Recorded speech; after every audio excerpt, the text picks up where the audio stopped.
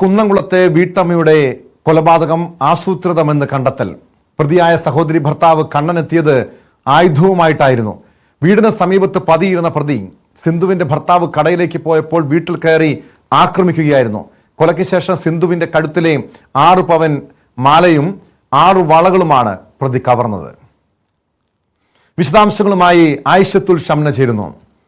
ഷംന, ഇന്നലെ ഈ സംഭവം പുറത്തു വന്നതിന് പിന്നാലെ തന്നെ കവർച്ചയ്ക്കിടെയുള്ള കൊലപാതകമാണെന്ന് പോലീസ് സ്ഥിരീകരിച്ചിരുന്നു. പിന്നീടാണ് ഈ കൊല്ലപ്പെട്ട സിന്ധുവിന്റെ ബന്ധുവാണ്, സഹോദരി ഭർത്താവ് കണ്ണനാണ് കൊലയാളി എന്ന് വ്യക്തമായത്. ഇത് ഈ കവർച്ച തന്നെ ആയിരുന്നോ ഇയാളുടെ ലക്ഷ്യം? കവർച്ചയായിരുന്നുവെങ്കിൽ എന്തിനാണ് ആയുധവുമായി എത്തിയത്? കൊലപ്പെടുത്തുക എന്നൊരു ലക്ഷ്യം ഇയാൾക്കുണ്ടായിരുന്നു?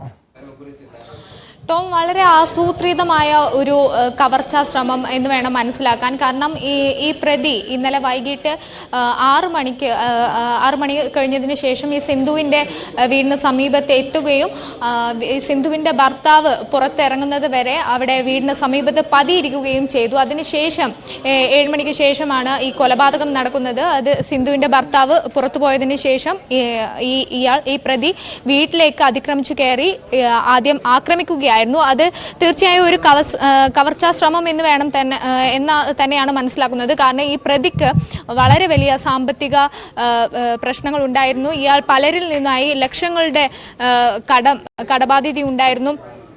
വിസ തട്ടിപ്പ്, വിദേശത്തേക്കുള്ള വിസ തട്ടിപ്പ് വാഗ്ദാനം ചെയ്ത് ലക്ഷങ്ങൾ തട്ടിയെടുത്തിട്ടുണ്ട്. അത്തരത്തിലുള്ള വലിയ സാമ്പത്തിക പ്രതിസന്ധി നേരിടുന്ന ഒരാളാണ്. അതുകൊണ്ട് തന്നെ ആയിരിക്കാം ഇത്തരത്തിലൊരു കവർച്ചാ ശ്രമം എന്നാണ് മനസ്സിലാക്കുന്നത്. ഈ പ്രതിയിൽ നിന്നും നാട്ടുകാരാണ് ഇന്നലെ ഈ പ്രതിയെ പിടികൂടുന്നതും പോലീസിനെ ഏൽപ്പിക്കുന്നതും. 6 പവന്റെ ഒരു സ്വർണ്ണമാലയും 6 വളകളുമാണ് ഈ പ്രതിയിൽ നിന്നും പോലീസ് ഇന്നലെ കണ്ടെടുത്തത്. അപ്പോൾ തീർച്ചയായും ഇതൊരു മോഷണ ശ്രമത്തിനിടെ അല്ലെങ്കിൽ കവർച്ചാ ശ്രമത്തിനിടെ ഉണ്ടായ ആക്രമണം എന്ന് തന്നെ വേണം മനസ്സിലാക്കാൻ. ഈ ആക്രമണത്തിൽ കൊല്ലപ്പെട്ടതാണോ അതോ കൊലപ്പെടുത്തിയതിനു ശേഷം ആക്രമിക്കുകയായിരുന്നു, കവർച്ച നടത്തുകയായിരുന്നു എന്ന കാര്യത്തിലാണ് ഇനി വ്യക്തത വരേണ്ടത്. കാരണം ഈ ആയുധങ്ങളുമായി പോയ സ്ഥിതിക്ക് അത് ആസൂത്രിതമാണ് എന്ന് തന്നെ വേണം മനസ്സിലാക്കാൻ. ഒപ്പം തന്നെ ഈ പതിയിരുന്ന പ്രതി പിന്നീട് ഒരു തക്കം കിട്ടി അതിനുശേഷമാണ് ഈ വീട്ടിലേക്ക് അതിക്രമിച്ചു കയറുന്നത്. അപ്പോൾ ഈ കയ്യിൽ ആയുധങ്ങളുമായി പോയത് അതിനാണ് ചില സംശയങ്ങൾ ഉയരുന്നത്. കാരണം പണവും സ്വർണവുമായിരുന്നു ലക്ഷ്യമെങ്കിൽ അയാൾക്ക് എന്തിനാണ് ഈ കൊലപാതകത്തെക്കുറിച്ച് ചിന്തിച്ചത്? സാമ്പത്തിക ബാധ്യത തീർക്കാൻ മറ്റു പല വഴികളും തേടാം, അല്ലെങ്കിൽ കവർച്ച മാത്രമാകാം.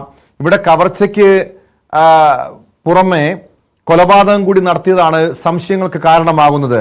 മറ്റേതെങ്കിലും വ്യക്തിപരമായ വിരോധമോ മറ്റേതെങ്കിലും പ്രശ്നങ്ങളോ ഈ സിന്ധുവുമായി ഈ പ്രതിക്കുണ്ടായിരുന്നോ? അങ്ങനെ ആസൂത്രിതമായ ഒരു കൊലപാതകം ഇതിനെ കാണേണ്ടതുണ്ടോ? അത്തരം എന്തെങ്കിലും ദുരൂഹത ഇപ്പോഴും അവശേഷിക്കുന്നുണ്ടോ ഈ കേസിലെ?